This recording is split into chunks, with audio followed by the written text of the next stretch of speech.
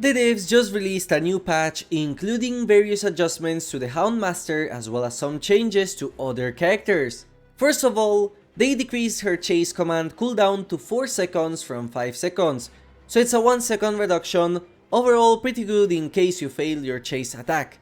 Then we have a quality of life change of removing the aura of completed generators until the Houndmaster does the search command, which will help you focus on the generators that are not repaired. Since orange and red are so close in the color spectrum, I think this is a great accessibility change for her. The Hound Sense radius that surrounds the dog is now only visible to the survivors when they are within 20 meters of the dog. I don't think this is a big deal, but it might make her dog a bit more stealthy for those survivors that are more aware of their surroundings. And finally, there is a change to the colors survivors get when they are affected by Hound Sense, which according to behavior, the red tint used to blend too much with the Killer Instinct effect. I guess this is for those times where you see survivors far away and the Killer Instinct icon blocks their path. Now as for the Houndmaster's add-ons, she has received 4 changes. Training Bell, which revealed the aura of the survivor that stuns the dog, was increased to 8 seconds from 5, which is still not that good, but I guess you can do an aura reveal build by forcing a stun on the dog. Spiked Color, the add-on which gave Mangled and Hemorrhage, now gives it for 60 seconds instead of 45. Gunpowder Tin's action speed bonus after getting a survivor afflicted with Hound Sense was reduced by 10% to 30%, putting it more in line with the other add-ons that grant the same effect, as previously it was 10% more than the Unknown's obscure game cartridge and double of Scully's geographical readout.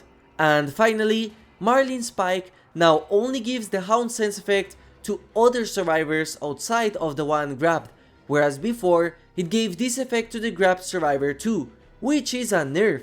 Now you might be thinking, that's it? Where are the buffs for her? Well, as you may know, Houndmaster was filled with the bugs on her kit, and so the majority of her buffs are actually found on the bug fixes tab, like the dog apparently not getting stuck like before, improved pathing of the dog, etc. But by far the most notable bug fix was the one that made her search path speed buff not apply when you started a chase, and I thought this was intentional, but turns out it was not. So now you can actually use the Houndmaster search during a chase in order to catch up to survivors after a hit faster in case you need it, and I find that really interesting, as you could try and counter the hold W tactic by using this new feature.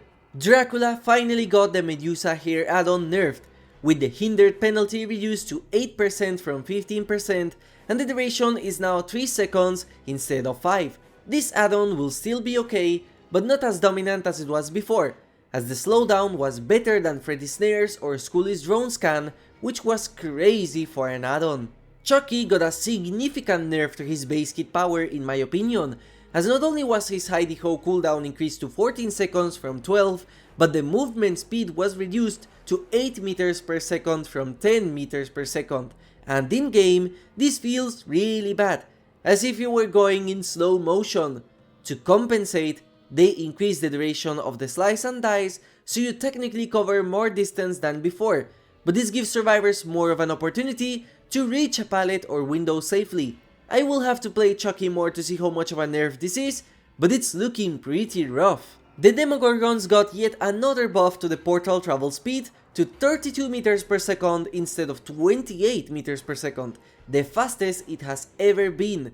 This can be further increased with the portal travel speed add-ons, but at this point I think they are not necessary as his speed is fast enough. And finally, for the killer changes, they increased the speed at which you stalk survivors from up close to 0.6 instead of 0.4, and that is huge, as that is the minimum speed now at which Myers can stalk. It's true that in close quarters and especially indoor maps, Myers felt a bit bad to use, so now this buff will make him better overall. Finally, let's talk about the perk changes that Behavior has introduced in this bug fix, and Thrill of the Hunt is not one of them.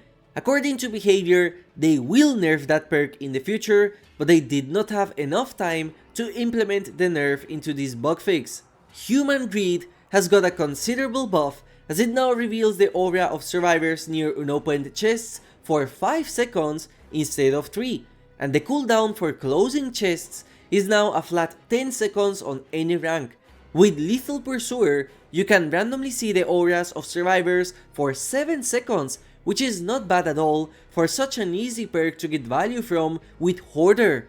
And now, as for Weave Attunement, the aura reveal range is back at 12 meters instead of 8 meters, and I have seen a lot of people be very annoying at this, saying that it was not necessary, but I don't see why it's such a huge deal. The problem with Weave was the fact that solo queue players could not know what item affected them during the match, and this was really annoying when the item was a key, for example. Now survivors know where the item is and they can reposition it whenever they want, so it's not as bad as some players make it seem, and the hate for Weave Attunement is greatly exaggerated in this community. Overall, I would say this patch was filled with good changes, and I am eager to try the new buffed Houndmaster and see if she feels better after the bug fixes, or if it's the classic case of having a character more bugged than before.